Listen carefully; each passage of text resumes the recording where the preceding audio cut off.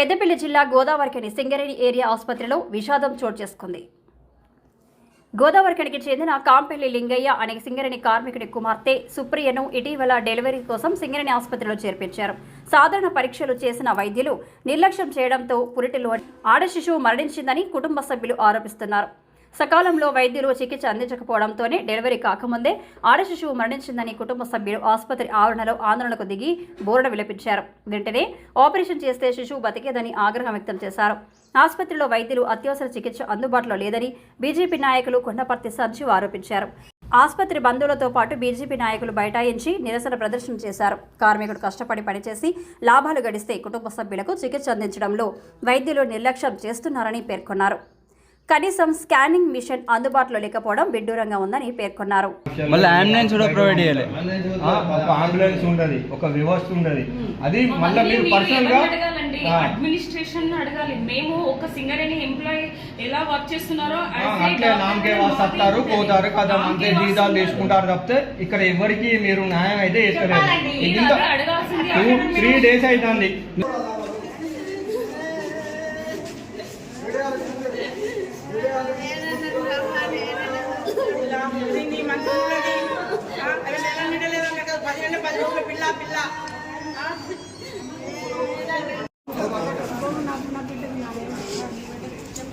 ఇట్లా జరగద్దు.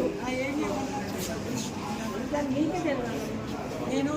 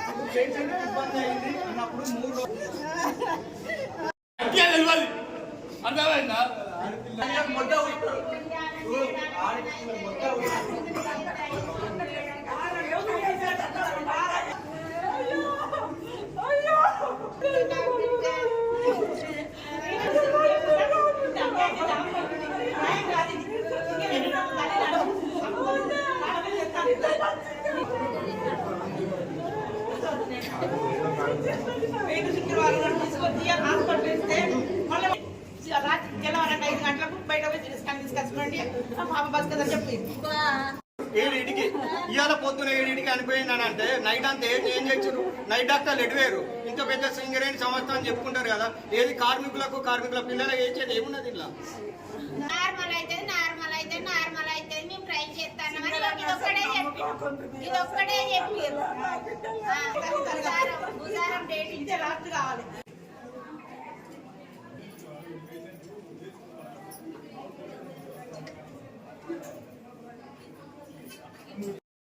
ఈరోజు మాతృత్వం అనేది ఒక వరం, కానీ ఆ మాతృత్వం ఈ సింగరేణి వైద్యుల నిర్లక్ష్యం కారణంగా ఈరోజు ఇక్కడ చిదిమివేయబడ్డది. ఒక సింగరేణి కార్మికుని బిడ్డ వీళ్ళ మీద ఎంతో నమ్మకంతో సింగరేణి హాస్పిటల్లో డెలివరీ కోసం జైలు అయితే ఈ వైద్యులు చేసిన నిర్లక్ష్యం కారణంగానే ఈరోజు ఆ పురిటిలో ఉన్న బిడ్డ చనిపోయిన కారణం ఈరోజు మనం ఇక్కడ గోదావరిఖని సింగరేణి ఏరియా హాస్పిటల్లో చూస్తున్నాం. మీకు ఒకటే విషయాన్ని సింగరేణి యాజమాన్యాన్ని సూటిగా ప్రశ్నించదలుచుకున్నాము. మీరు ఏమంటారు? సింగరేణి కార్మికుడైనా అధికారైనా మేమంతా ఒకటే, మాది ఒకటే కుటుంబం, మాది ఒకటే లక్ష్యం అని చెప్పేసి అంటారు కదా.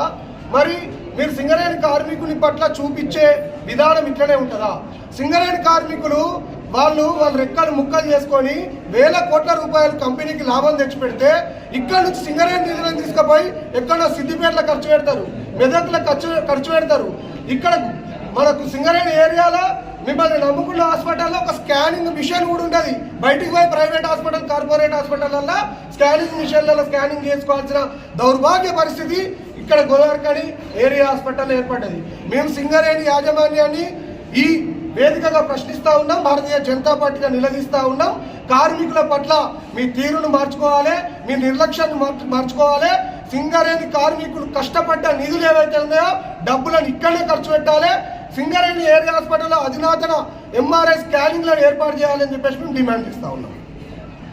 సిబ్బంది వాళ్ళు ఏమన్నారంటే మీరు వెళ్ళిపోండి, రేపు పొద్దుగల డెలివరీ డేట్ ఉంటే 7:30 అయిపోతుంది అని చెప్పారు.